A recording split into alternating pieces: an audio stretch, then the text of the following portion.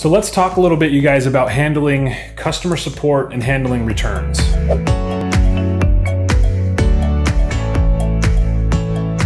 Okay, this is such an important part of your business. I want you guys to remember that customers are the lifeline and lifeblood of your business. So taking care of them is extremely important for multiple reasons, okay?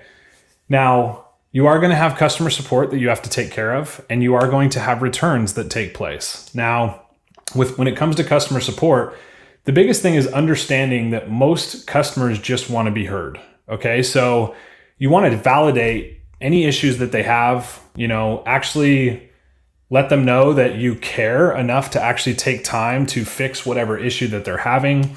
A lot of times, for instance, if an item shows up broken, it could be as simple as just saying, hey, we're going to send you another item out right away. Understanding that unless the item is super expensive on your end, a lot of times it's not worth having that client send that product back to you. Okay, a lot of times it's just easier to pay for an additional item and have it sent out to the customer.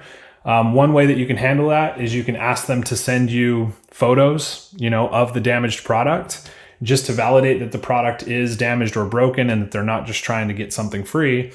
But ultimately, stuff like this does happen, especially when you're shipping items overseas, or again, just stuff in the mail sometimes gets broken. So at the end of the day, it's really smart to just handle your customers' concerns, right? It's also something that when it comes to returns, if the item does show up broken and you can get photos, a lot of times you can send that over to your supplier on AliExpress and say, hey, this item showed up damaged. Can you send the client a new one?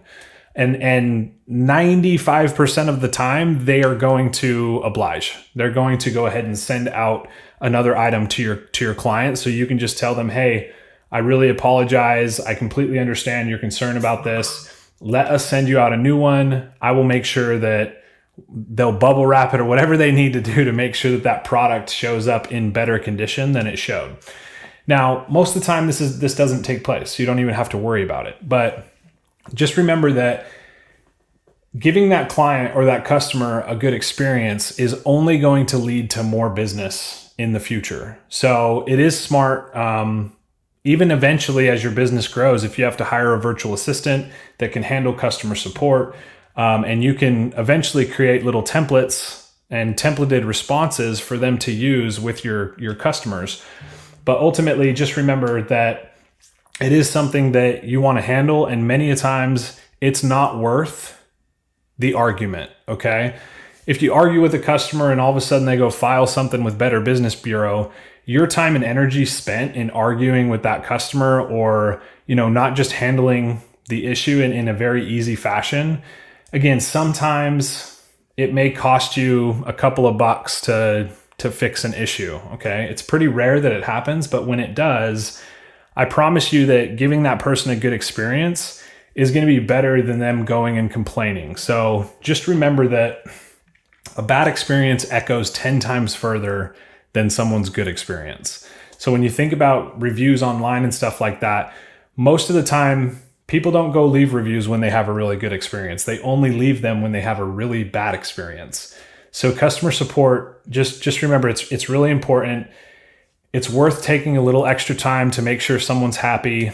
Again, I want you guys to consider that even though sometimes there is a cost involved to fixing someone's issue, there's an even bigger cost on the back end by not handling someone's issue and by it negatively affecting your business long term, because I promise you, you'll lose more money on the back end of that than if you just handle the situation appropriately. So that's it, you guys, for customer support. Just make sure that you have ways of customers to get in touch with you, whether it be email.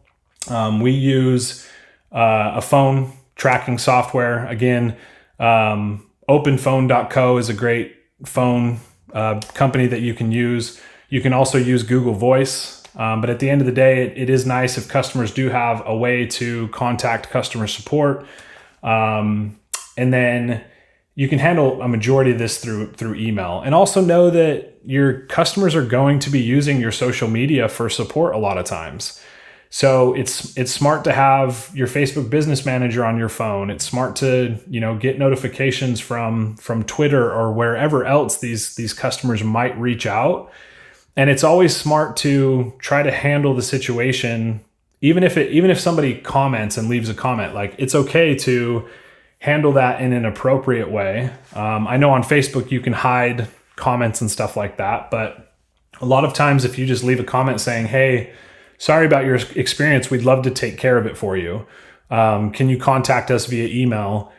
Other people are going to see that and they're going to say, "Oh, wow, these guys actually handled their customer support issue properly."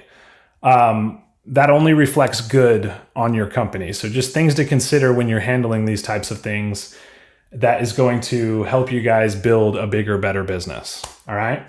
So in the next video, we're going to be talking a little bit about influencer marketing and how you can use influencers to actually perpetuate and propel your brand. And really excited about this next one. I hope you guys enjoyed this video, and we will see you guys soon. Thanks for watching. Check out the complete Dropshipping 360 course on Sell the Trend. The link is in the description.